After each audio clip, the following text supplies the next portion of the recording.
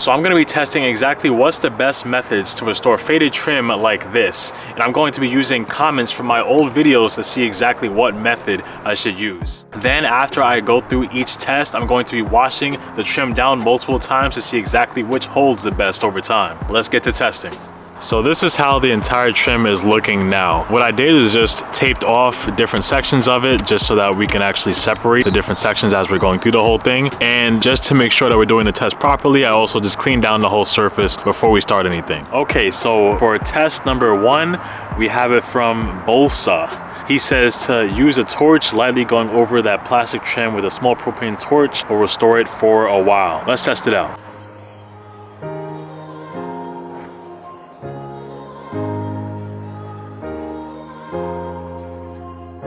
Wow, so I'm actually really impressed. Like, it looks really good, as you can see, coming from what it was like before. And it was pretty quick too. I mean, I knocked that out in probably like under a minute. Didn't really take too long, and it was pretty satisfying to do too, just going over each area, seeing it turn that darker color. And it looks like it's not just gonna rub off or anything. So far, impressive. Definitely not a bad option. Definitely not a bad option. But let's try the next one. All right, so now for the next one, we got Marketing Coach Ken's comment. He said, torch is an option, but a heat gun is a better option if you have an extension cord to power. Let's try it out.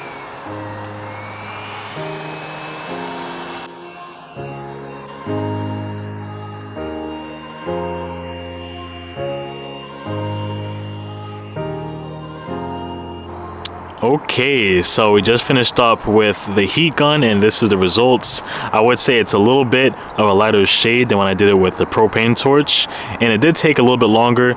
But of course, the nice thing with this is that once you buy it one time, once you already have the heat gun, then that's it. You don't have to keep buying it over and over after that. With the propane torch, of course, after you finish up with that canister, you have to eventually refill it as well. But now on to the next one. All right, so the next one is going to be tire shine. I would usually check the comments now to see exactly what someone said, but for whatever reason, the comments isn't working for YouTube. But I saw that someone mentioned tire shine before, so we're going to test this out now.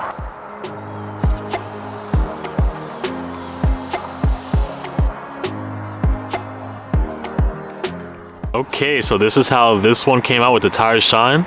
It was a very quick job, but I would say this is probably overall the worst results so far. I mean, it's better than it was before, but it's actually funny. It's kind of like a progression going downwards. This is like the blackest so far, then this was the one right after that, and then this with the tire shine. So this is kind of like the lightest gray, and I mean, we'll see which one stays as well after I wash it a couple of times, but I have a feeling this one will probably be washed away the quickest. But now let's try the next method with this next area. All right, and what I saw with the next comment, they mentioned using a trim restorer as well. So we're going to be using this one. This is the one they recommended. This is the Solution Finish. So we're going to try this one. I don't know if it's like a ceramic type of coating or not, but let's try it out and see how it is.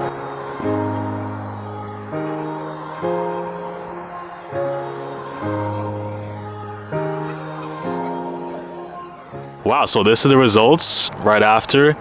This is actually really impressive. That was really quick to do. I mean, I just had to put it on a microfiber towel. Didn't have to put on too much, and then it spread on pretty easily as well, so it didn't take much time. But I mean, results wise, I mean, I'd say this looks better than, I mean, definitely better than that one with tire shine, and I'd say a little bit better than that one as well. That was with the heat gun. I think it's probably around matching with that one over there where I did the propane torch. So very impressive so far. All right, and for the last method that someone brought up, I actually brought up a couple of methods, this one person, so thank you for all of them. But this last one is going to be black spray paint, basically like trim spray paint. So we have this one right here from Rust-Oleum. Let's see how it goes.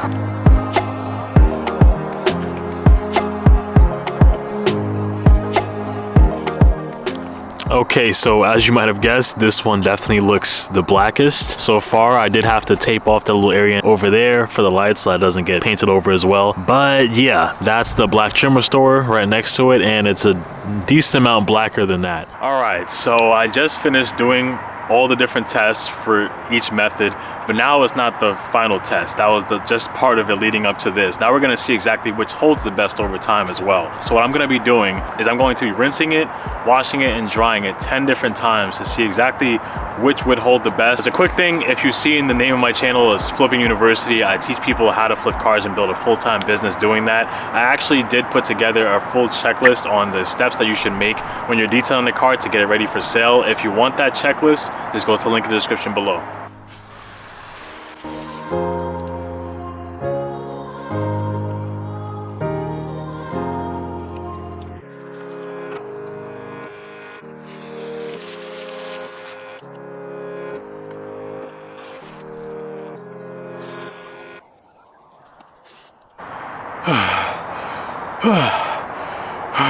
No, let me stop. But seriously, that actually took a lot longer than I thought it would. But let's see the results. All right, so I'm not gonna lie, the results actually surprised me a bit. So that's the ones with the heat applied. That's the torch one right there. That's the heat gun.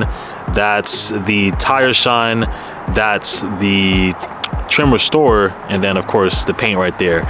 And as you can see, really these ones did probably the worst over time. This one basically looks like the worst overall, which I kind of expected.